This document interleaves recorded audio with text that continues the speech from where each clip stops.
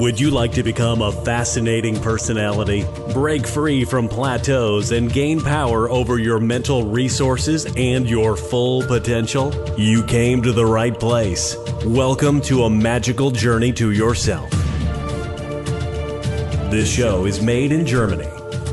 If you like the show, please subscribe on iTunes, Spotify, or puremindmagic.club. Welcome to Season 1, Shaping Your Reality. And here is your host, international magician, speaker, and book author, Victoria Mavis.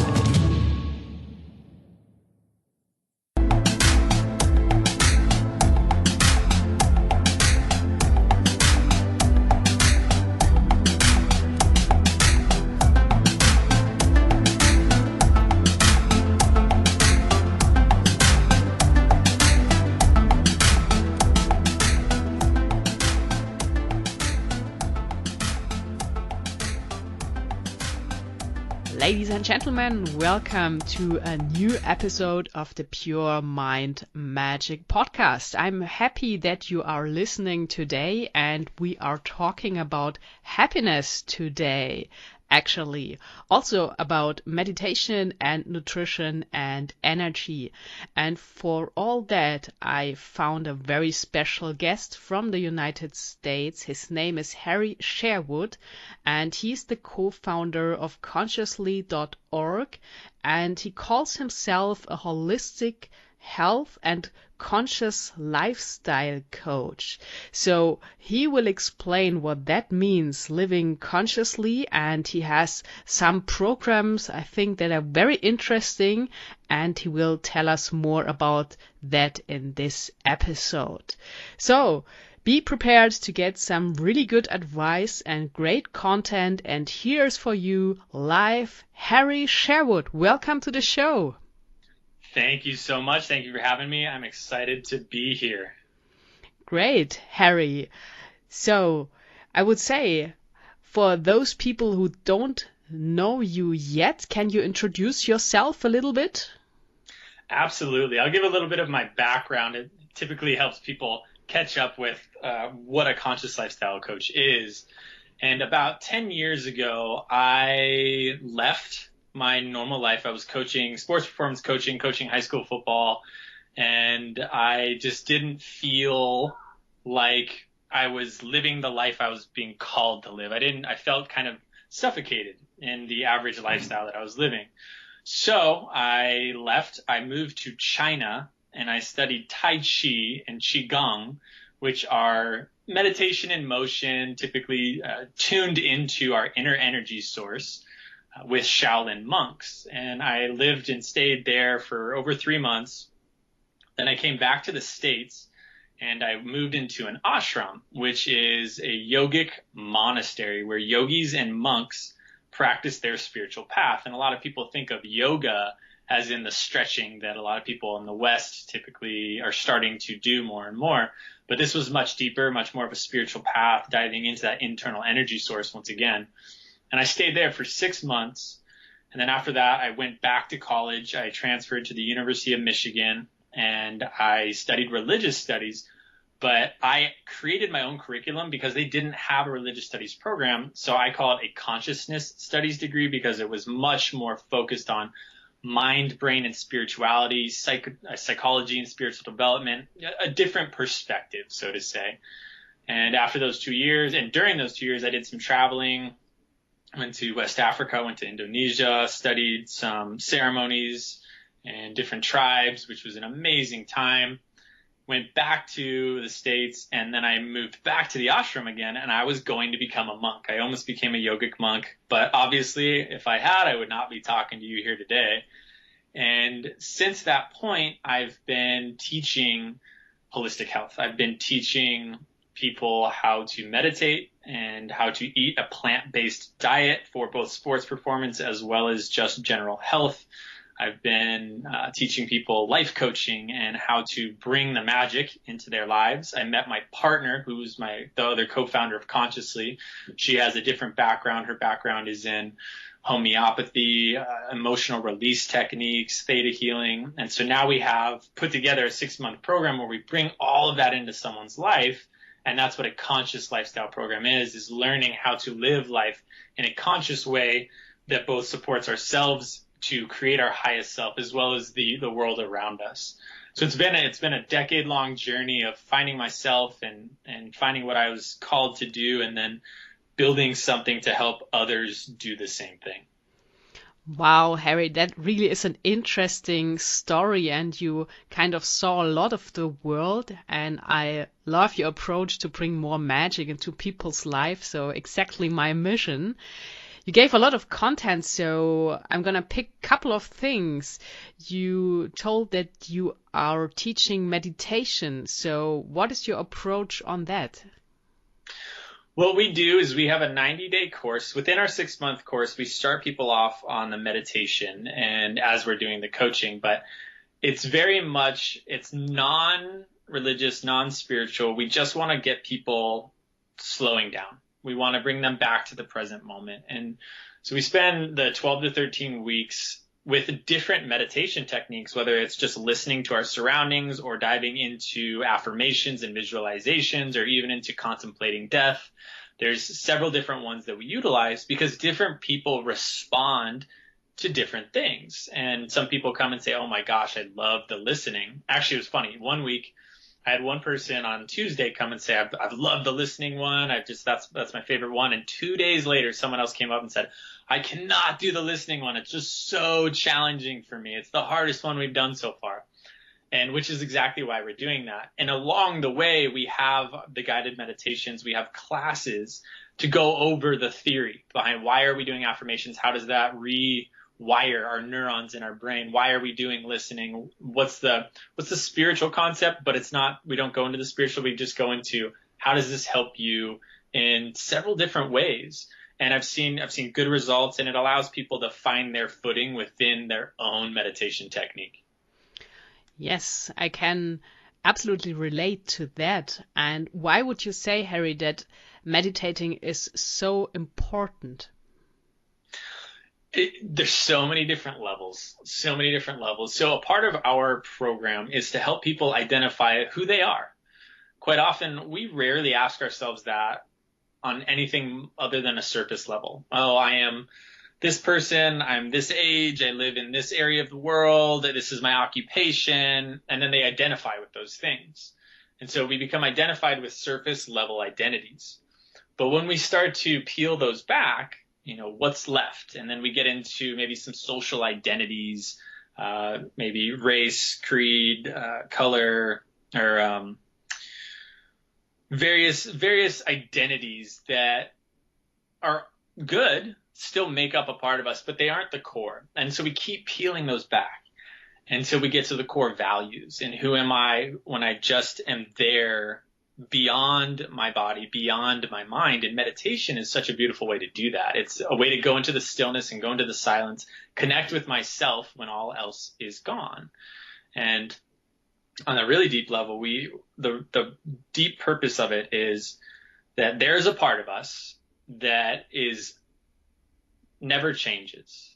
It's always there. It's always been the same from the age of 1 to 5 to 40 to 80. And that is our awareness. Our thoughts change, our emotions change, our body changes, what we like changes, our preferences.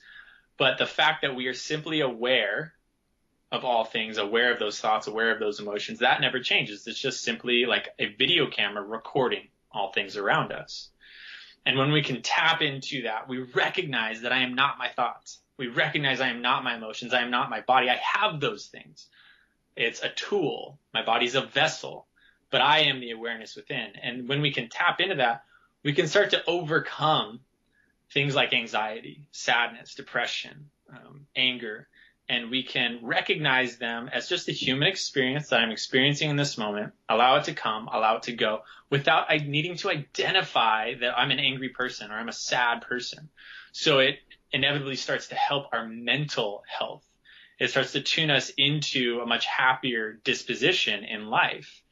And it can be an easy conversation just like this to get someone to snap into, oh my gosh, that makes sense. Doesn't need to be some super deep spiritual principle. It can be, but it's something that's both good for our spiritual health, our mental health. And then we're finding more and more in studies today that quite often one of the main causes of moods, of anxiety, depression, all these things, we thought was chemical imbalances. And while that still holds weight, we're seeing that inflammation is often a huge cause as well. And meditation helps to reduce inflammation specifically in the brain. So we start to really, really touch on physical, mental, and spiritual health all at once just through one modality. Makes perfectly sense. So you would say also from a scientific standpoint that meditation can rewire our brain or change things physically in the brain? Yes. And that comes down to something called neuroplasticity, which essentially means that my brain is not set and done. Once a lot of people say, well, once you're an adult, you are the way you are. It's actually not true. A lot of studies are coming out showing us that a habit is just a neural connection in our brain. So two dendrites and neurons connecting. And then every time we do that habit or have that thought, we fire a little chemical and electrical signal. Well, the ones that we ignore start to die away. They start to disconnect. So if I have a bad habit of being anxious all the time, I'm feeding the fire. I'm creating a deeper indent. But if I start to utilize meditation to get away from that and to become calm in those same situations, I start to send the river of water down a different path. And the longer I do that, the more it creates a different indent, a different neural connection, and the other one starts to die away. So we can literally rewire our brains through habit. And specifically, this one is a really good habit that brings on health all the way around. So in other words, by making new connections in our brains and developing new habits, we really can create a new reality? Yes, that's a great way of putting it. And that's a fun way of putting it and an adventurous way of putting it. It doesn't need to just be about health. We often talk about it, but think about that in an adventurous way. We can go within ourselves to create a new reality around us, to create a new lifestyle that supports something that we have fun in and that we're happy in and that we enjoy doing. We can actually have fun in life. We don't have to go through life being afraid all the time. So yeah, it's a very adventurous thing as well as a healthy thing. So to wrap it up, by changing our inner world, we can change our outer world. Yes, beautiful. Well said. Good. So let's move on to energy, because there are so many concepts out there saying that everything is energy, even all material things are energy. What is your take on that, Harry? That's exactly what we teach. If we look at physics, specifically Newtonian physics, the physics that most people know today, exactly as you said, everything at its molecular level is energy. It's protons, neutrons, electrons, so on and so forth. So if we take that and we look at something like a table or a drawer or, our pants, it's all energy. And then we also have to recognize that, well, that means that our bodies are energy as well. That means that our brains are energy. And then when we get into the scientific perspective of, well, that means the chemicals within our body, the liquids within our body are all energy as well.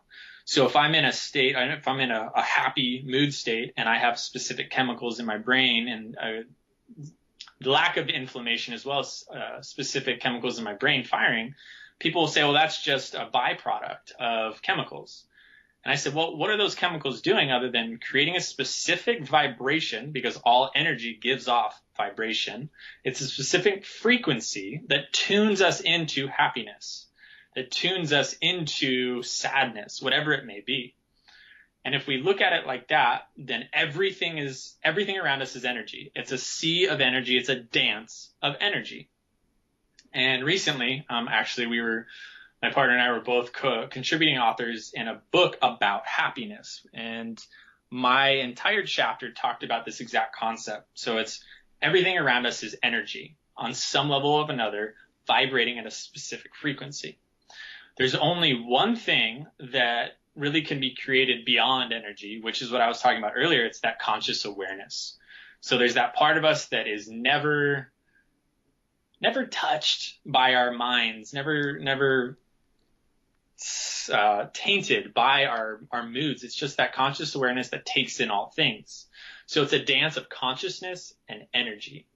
And that energy can be utilized in so many different ways, and it can be heightened and it can be lowered, and we can have lots of energy or we can be in a low mood. And so that is very much the principle of how do we bring happiness into our lives. We learn to dance the dance of consciousness and energy. And then we could go down the rabbit hole of quantum physics and go down the rabbit hole of spirituality, which I love doing. But that's the base understanding that all things are either consciousness or energy in this beautiful dance of life, that it can be really challenging at times, but it also can be a beautiful adventure. Wow, very nice.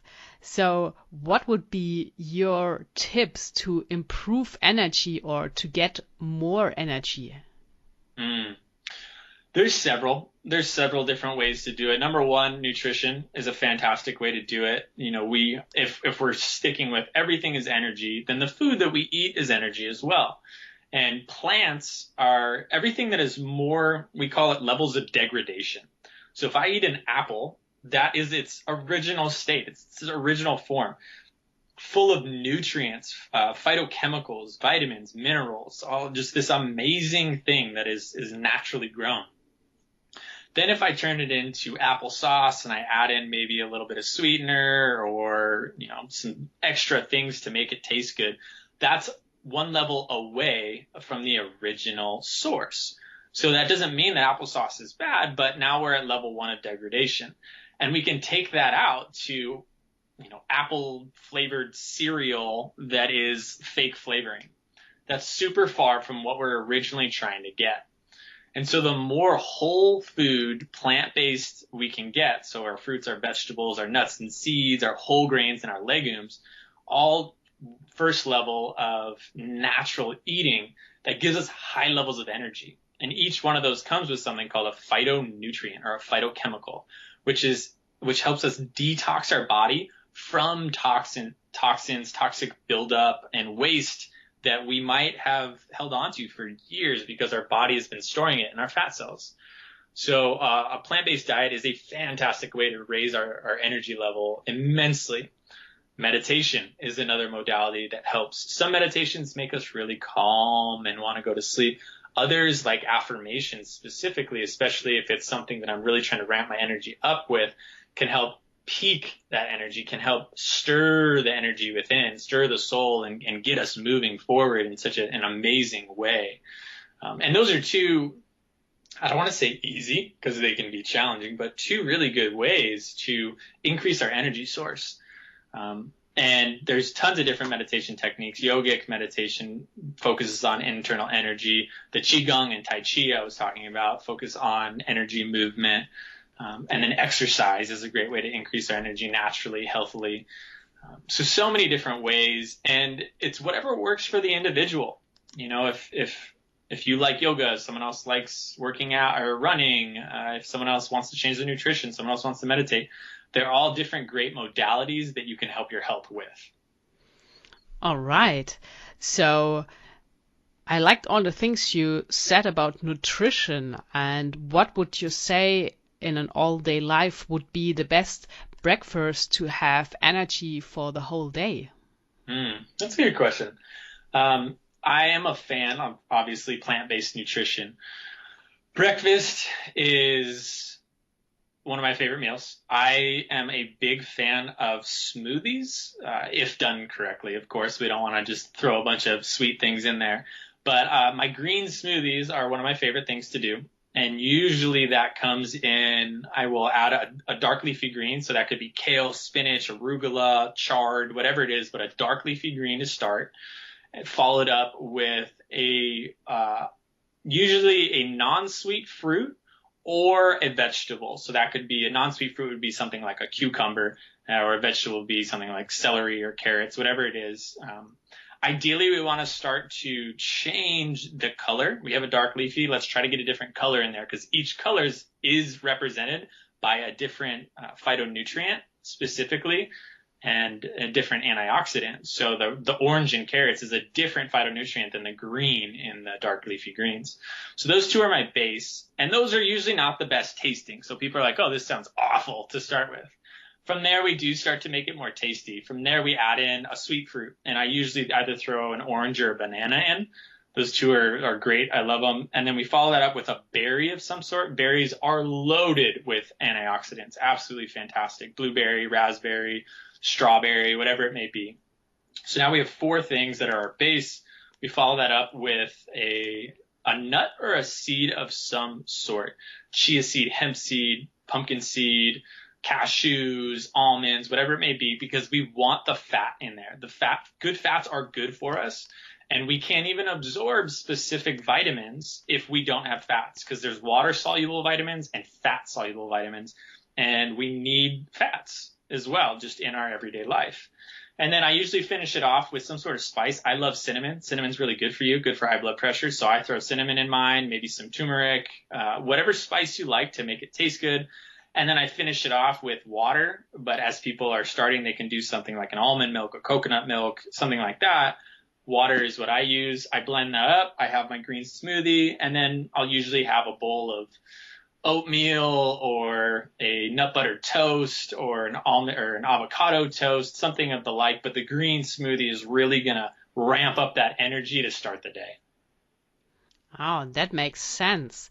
So all of the smoothies kind of remind me of a magic drink, something like that.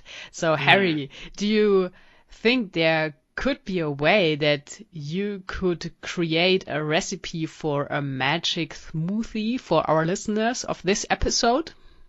I like that. Yes, absolutely. That is something.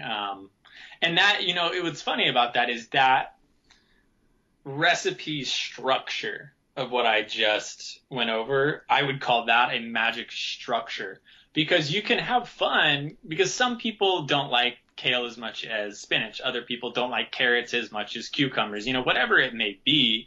So they can mix and match. But that structure right there is really that's the magic, because you're going to get a wide variety of nutrients in that. It's going to taste good. And to start off, you might use more sweets. If you're a seasoned, nutritious eater, you might not need to do that. Like, I think they taste fantastic. Some people are like, wow, that's really green and earthy. But I like the name of that. That's very much it's a magic recipe structure to follow. But I could also send you a specific one after this that you can post with this, because I think that would be great. Yeah, I think so too. That was just a spontaneous impulse, but they are most of the time the best. So looking at evening and dinner, when people come home, I think it's really important to relax, to calm down, to refresh yourself. So what is your advice for the best dinner? Best dinner. That's a good time to get in. Legumes are extremely important. So your beans, your just different legumes and different grains that are good for you. There's a huge debate about grains nowadays and whether they're good for us or not. They are in specific ways and in specific amounts. I don't want to go overboard and eat a ton of grains, but lentils or beans of some sort are a great base. Add in something like a brown or wild rice or a good quinoa, something like that, and mix those together. That's a good base. And then add something. So I'm in California, and we eat a lot of Mexican food. Mexican food is fantastic. And this is something you'll see out here quite a bit. So black beans, brown rice, and then you add on steamed vegetables typically, or sauteed vegetables, which would be onions and bell peppers and maybe some broccoli, mushrooms, really getting in a lot of vegetables that are full of phytonutrients. Mushrooms are some of the best things you can eat. Onions are as well. Chopped up some garlic in there. I mix that all together. I want there to be as much vegetables as there is rice and beans put together. I want a ton of vegetables, mix that all together. And then I top it with some sort of sauce that isn't too salty or too full of tons of bad oils maybe, or extra sugars and added sweeteners. And then I add some spices into that, maybe a little good, healthy hot sauce, mix that all together. That is what we call a Buddha bowl. And it's just full of great plant-based nutrients that will make you really satisfied and full. So that's something I eat quite often. We're a big proponent of stews and soups as well. Vegetable soups are fantastic. The longer you let them sit, the more tasty they are. You can make up a big batch, freeze some, put the rest in the refrigerator if you like to eat multiple batches. So those are typically just a quick two that are great stews, and then the Buddha bowl. And you can add different things to the Buddha bowl, add different vegetables, change out the beans for lentils, or change out the rice for quinoa. And it's another structure that's very healthy. Okay, so I think I'm getting hungry now after your good pictures around dinner and Mexican food. So I always eat that too when I'm in the United States. That's really good. We don't have it in that kind of quality in Germany, or it's rare to find. So just one last question on the nutrition part. Because the day is long and you started with breakfast, you have dinner, and normally some people feel like in the morning kind of a hole around 11 o'clock, or other people in the late afternoon, like they get the feeling that they need some sugar. Do you have a magic tip on a really good and healthy snack that gives you new power? The power of water is amazing. We often tell people, especially when they're trying to lose weight, that just have some water. It'll fill you up. It'll hydrate you. Quite often when we're extra hungry or we're starting to lose our energy, we might just be dehydrated. We might just need some water. So I always carry around a 32-ounce water with me all of the time. Now, if that is not going to do it and you're someone who already drinks a bunch of water, fruits and nuts are both great. An apple is actually an energy booster. So a good apple, once again, full of nutrients, that's a great snack. And it shouldn't make you full for hours and hours and hours, but it's a great snack. Pick me up before your next meal. Without a doubt, any sort of nut or seed, a handful or a couple handfuls of that. Vegetables like carrots or celery sticks, dip them in some hummus or some cashew butter or peanut butter, something like that. Those are great to hold you over. And it's really something that people, when they are trying to stay fit or lose weight, or, if it's more of an aesthetic look that they're going for, they're afraid to snack. They're afraid to eat too much. But if you're eating nutrient-dense foods, which means that the food you are eating has more nutrients in it, vitamins, minerals, phytonutrients, antioxidants, than it does calories, then you are going to lose weight no matter how much you eat. I eat a ton of food.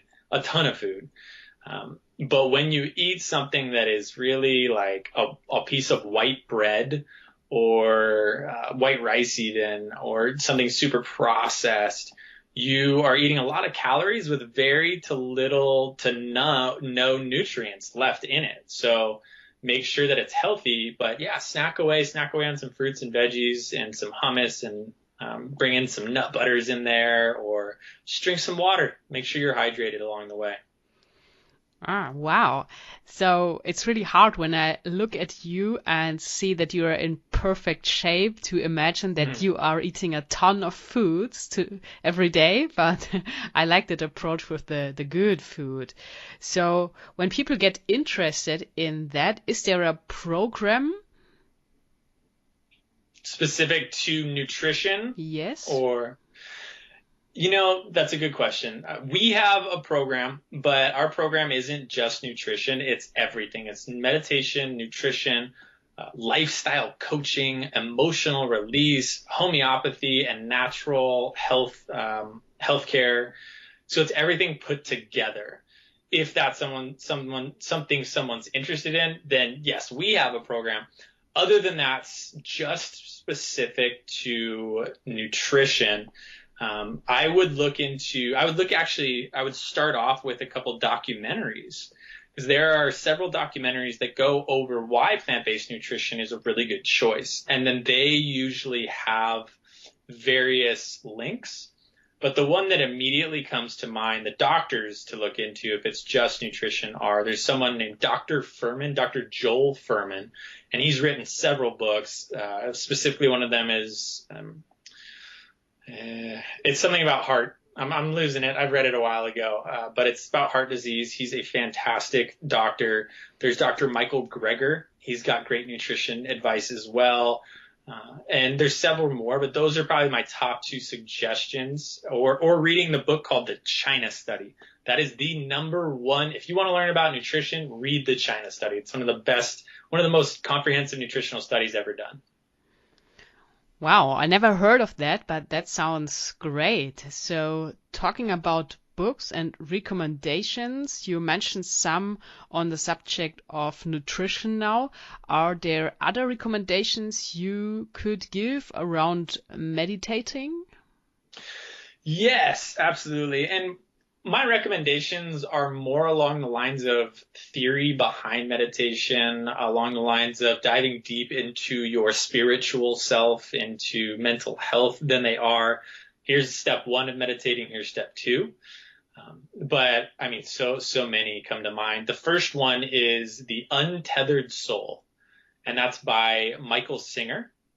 And it's about stepping into what's called the witness, which is that video camera I was talking about, that awareness beyond the mind. And that's the entire book is about how to get there. And it is unbelievably fantastic. If you're someone who is looking to dive deep into some otherworldly concepts and to really challenge your belief systems of anything from science to religion to anything in life, there's a book called Illusions. Yes, Illusions. And I'm blanking on the person who wrote it, but Illusions, he also wrote,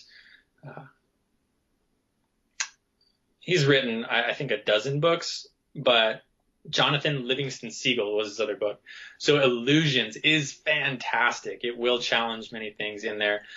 Power of Now by Eckhart Tolle is fantastic. Another one to become present, to really dive into your mental health, your spirituality. And there's also one called The Autobiography of the Yogi. Now that one is very spiritual, very long book. I recommend listening to that book. If anyone here is familiar with Audible, it's a new app where people can listen to books instead of read them.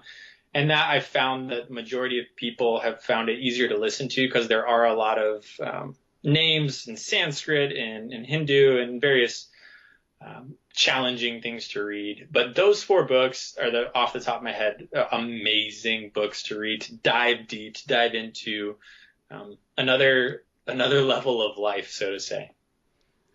Yes, that is definitely true. And of course, illusions make perfectly sense with this podcast all around magic and the magic illusions.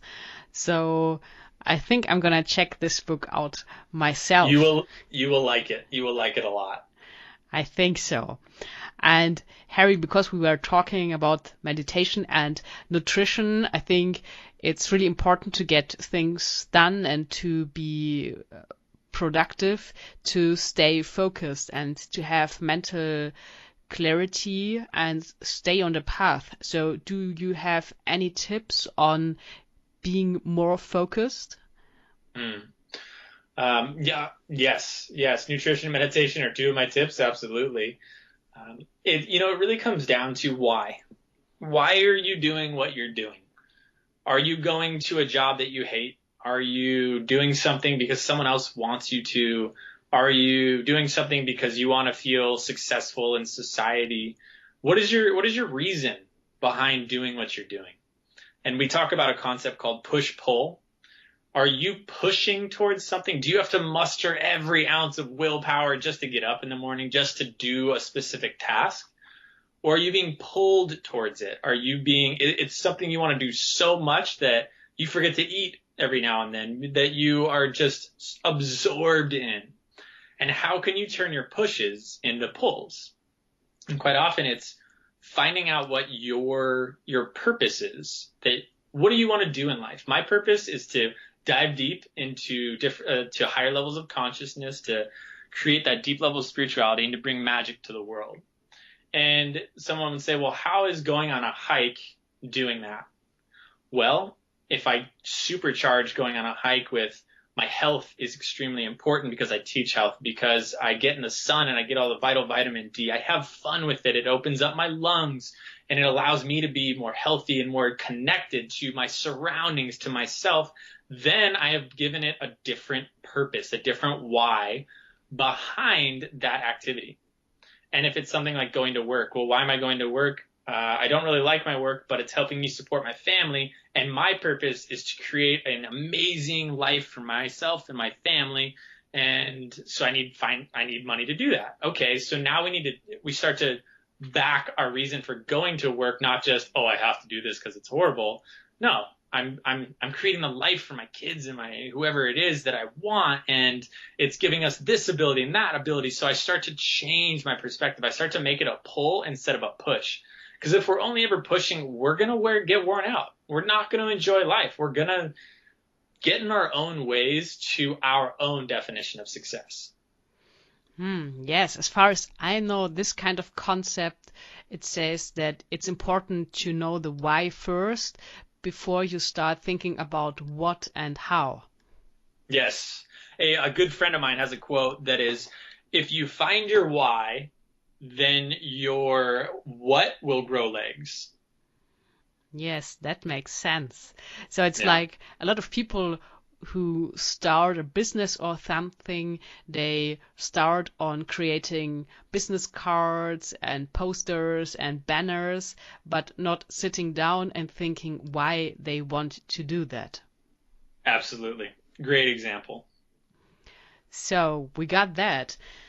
And let's move a little bit down the rabbit hole, because I can't resist. You mentioned before quantum physics. I really love that field because for me, that is something that comes really close to real magic, as I say. And it also, I think, relates to what you said about push and pull, because when we look at Newtonian physics, it's more to push and we need a lot of energy and power to create something. But when we look at quantum physics, it's more that things, experiences, people and other circumstances find us. So what is your take, Harry, on quantum physics? Don't mind if I do. Quantum physics, to me, now that we've gone over the understanding that everything is energy, quantum physics starts to tell us a couple different things. One, that all energy exists both as a particle and a wave at the same time, which is really hard for us to wrap our heads around. What does that even mean? It means that everything is both simultaneously solid as well as non-solid.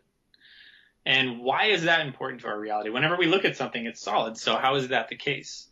Well, what they found in quantum physics was through an experiment, they shot a photon out of a cannon, and they had two slits in this metal barrier, and then they would record the light on the back wall. And they just kind of turned the cannon left and right. And as you would think, they came out with two slits on the back wall. You know, nothing very mind-blowing about that. Okay, that means everything's a particle.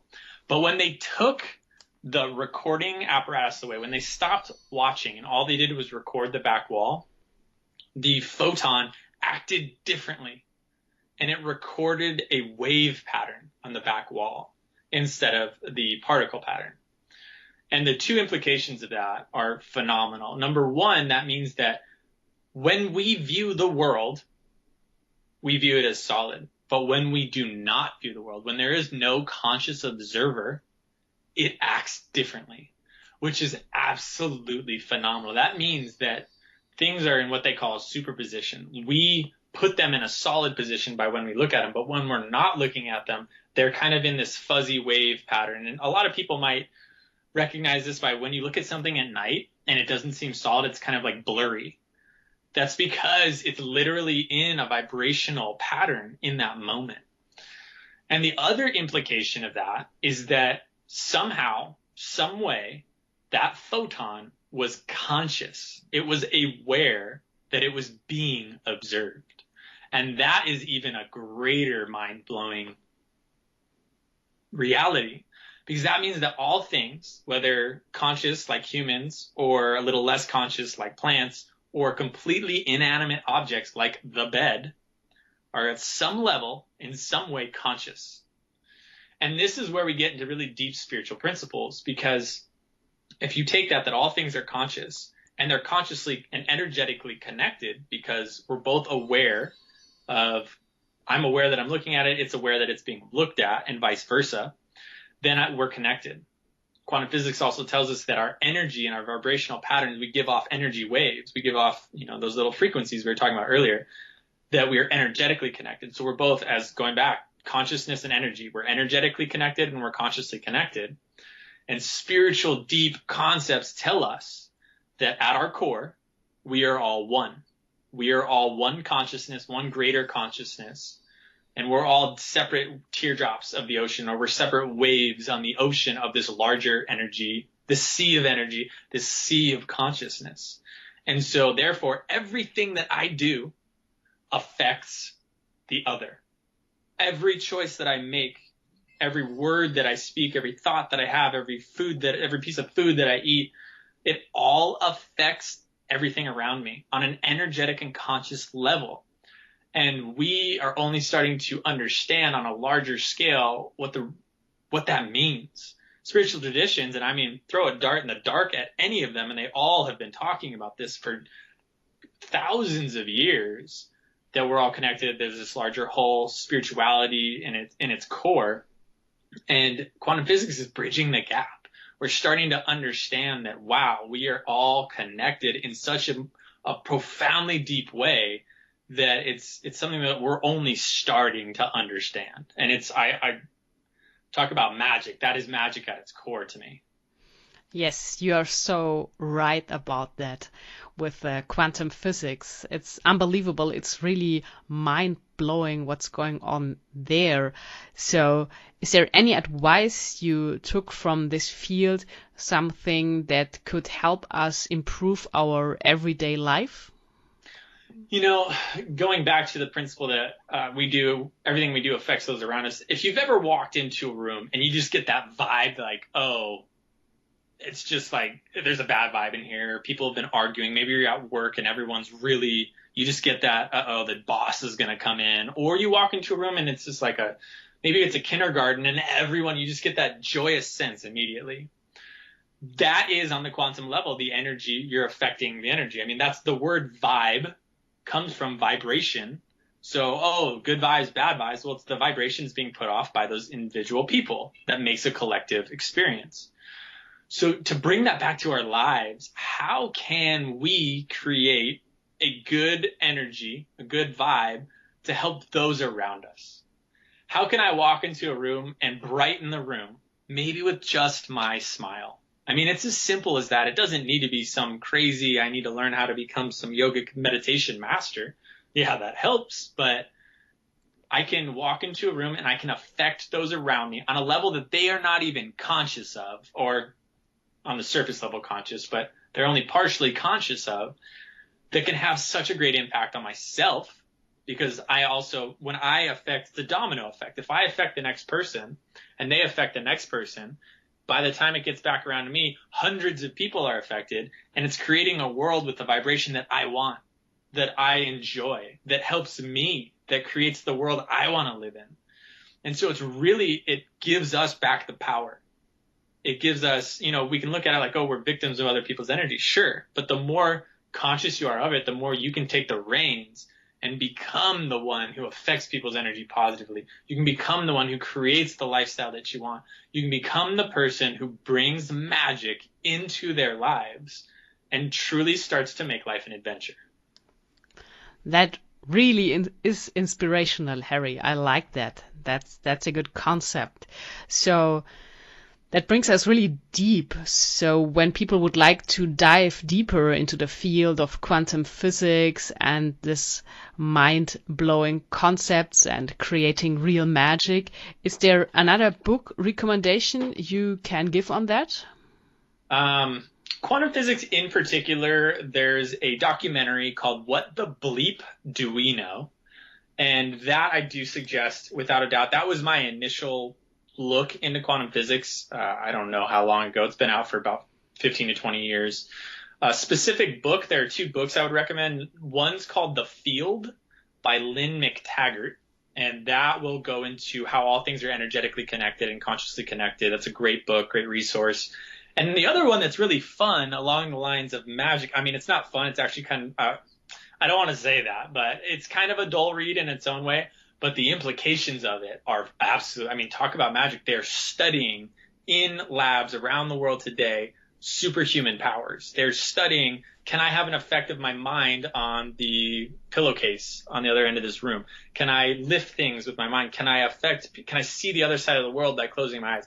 They are literally studying this in psychology labs around the world today in a very serious way.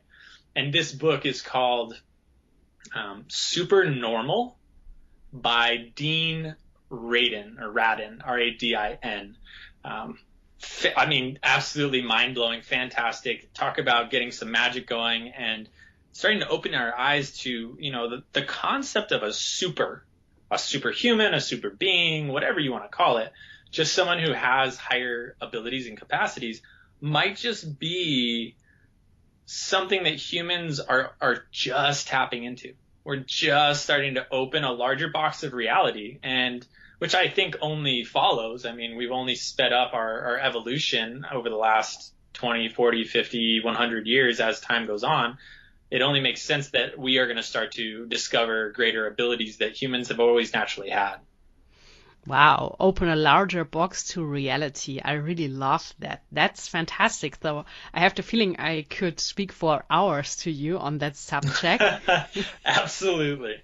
So you know so many things about that, and I think it's quite known that there is this kind of field around us, or that every person has a magnetic field around them, and when you change your frequency, like your feelings, your thoughts, the energy field around you changes as well, and you are able to attract new people and new circumstances and new things into your life. Yes. And that's very much, and I like the way you put that. And I like to think of it as a magnet, or my own gravitational field of, I start to think positively. I bring positivity back to me. The book, The Secret, was a way that a lot of people started to tap into that, it's the manifestation movement of manifesting things in our lives. And there's so much to it, and there's so much that we can have fun with. It's fun. It's an adventure. I like to think of life that way because it excites me. I like that. And I once found a quote that every adventure is just one decision away. I like that. Yeah. It's powerful. Yes, definitely is. So, Harry, you mentioned that there is this program concerning nutrition on your website. Are there any other programs people can find? So our program is called the Conscious Lifestyle Program. And what that is, it's pretty much everything I've talked about all into one. It's a 6-month intensive where we take people through 90 days of meditating, 90 days of nutrition. And that's just the background. That's kind of the homework. You're going to meditate every day. We're going to change your lifestyle. Along that way, you have an hour-long call with me every week. And we start off by going over your history. We call it a life review. Who are you? What have you experienced? What have you liked? What have you not liked? What has impacted you? Where are you in life? All of these questions. And then we do a life vision. From where you are today, where do you want to go? Who do you want to become? How do we make you the own guide in your own life? Because so often we're living someone else's dream. We're not living our own true dream and our own true reality that we would choose. So we develop something that is going to be our choice. And then each week we do accountability around that. We set goals around that. We start to peel back the layer of all those beliefs we have within ourselves and get rid of them. And then once a month, you have a 3-hour session with my partner, Melanie McDaniel. And that's the emotional side of things, the emotional release, the energy release. Now that we're talking about energy, getting rid of those energetic blockages within ourselves. And those are extremely powerful. I mean, quite often people will shed a tear during those because a lot of us have emotional blockages from our past, maybe some trauma. She works with trauma people quite often, even to the level of PTSD if it's severe, but just things to get rid of along the way. And then we also go in and we do a life cleanse, and we have people clean out their kitchen, clean out their house, clean out all the toxins that they have around them. Because quite often what will happen is someone will go to, say, a Tony Robbins event or some sort of mindset coaching event or course, and they're on this high. They're super excited. They just read this amazing book, and then they go to try to implement it in their life, and their old life just magnetically sucks them back in, takes them back to ground zero, and they're like, what happened? I thought this was it. And that's because our old life has that energetic vibration, and we need to change our lifestyle. We need to change the place that we live. And so we do that along the way, and we really help people create an environment that supports their new vision in life. And then we also go into some homeopathy, getting rid of toxins, getting rid of the chemicals that we're putting in our bodies with different medications, and replacing them with just natural substances. And that's all in a 6-month program. And it's meant to help people create the life they've always wanted to live. Oh, fantastic. So I would love to do the program. And because you mentioned it, why do you think it is important to clean the house? It's the concept of going out, having a breakthrough, coming back, and just that old energy, the old energy of me having habits that weren't supporting my dreams. Say I have a specific habit of sitting down at 6 p.m. every day and watching 2.5 hours of shows, and then going on Facebook for an hour, and then eating a couple donuts during that. Now that's an extreme in some cases, but other people are like, that's not extreme. I do that every night.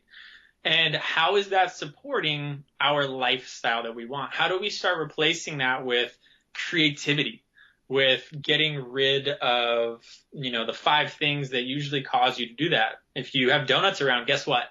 You're going to eat them. If you have, your room or your house is really dirty, guess what? That affects you. That's that energy vibration. Once again, it affects you. So we want to get rid of old clothes that our mind identifies with who we were when we were in our early 20s and we used to party all the time. So now every time we put on that piece of clothing, we get in that party mindset, and we might do things we don't like doing.